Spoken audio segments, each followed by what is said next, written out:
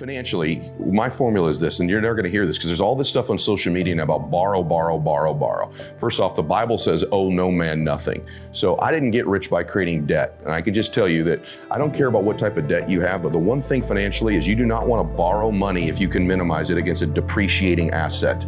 If you borrow money for something that's going to appreciate, like a home or an investment property, I'm pretty cool with that, although I still think you should be careful with debt. But I see far too many people borrowing money against something that depreciates, like cars that they don't need to have just to impress other people, right? Or clothes they don't need to be wearing. And so on credit cards, don't borrow money against stuff that goes down in value as much as you can. The second thing is live below your means.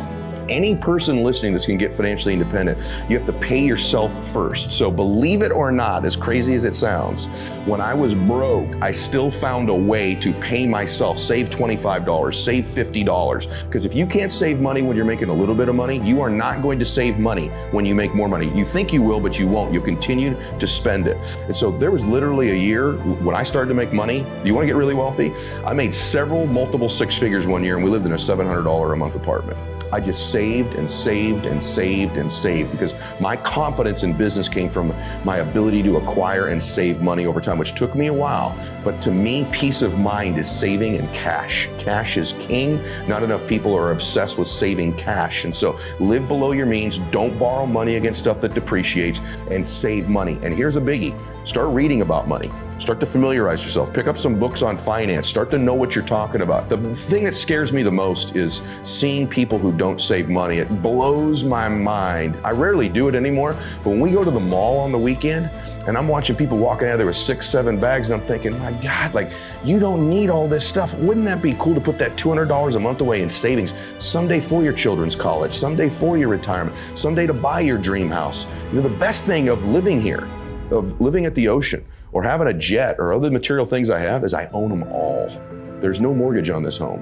There's no mortgage on my Idaho place. There's no mortgage on my jet. There's no debt on any of my cars. Now, it hasn't always been that way, but the way I got there was by saving a bunch of money when all my buddies were blowing theirs on stuff to impress other people that gets dated anyways, right? And so stuff you buy that you think will impress other people is really only cool for the first or second time you wear it or use it anyways, right? And so be really careful about that. I love the auto pay idea. That's paying yourself first. No matter who you are, no matter where you are in life, you can take the lid off of your job. And if you're wondering if you still have the lid on in your life, here are some clues that's gonna let you know that the lid is still on. If you're not excited about waking up in the morning, if you're sitting around bored out of your mind, if you got time to do everything anybody asks you to do, you probably got the lid on. If when you tell your dreams to all your friends, it makes sense to them, you got your lid on, man. Your dreams should not make sense to everybody. You gotta say something that make people go, how you gonna do that? That's when you got the lid off. And if I were you, I'd do that. I'd take the lid off. Every man in this room, you blew your 20s. You spend all your 30s trying to make up for your 20s. Every dude in this room blew their 20s and at 30 trying to fix what they should have did in their 20s. And so forth and so on. You turn 40, you're trying to recover from the mistakes you made when you 30. Now at 40, man, it's time for you to start.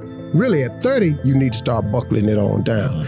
And just realize, man, everybody make mistakes. And if the mistakes you're going through are gonna help you become the person you need to be later on. All them mistakes, dog, they cool to make. I needed to mess up every marriage. I needed to get arrested like I did. I needed to get shot. I needed all this, dog. I needed all them things to happen to turn me into who I am today. So when you're young and you making mistakes, don't let them eat you up. Because everybody that done made it, done made them. You got to fail in order to win. Hey, look, man, to understand how to hit the game-winning shot, you got to miss the game-winning shots.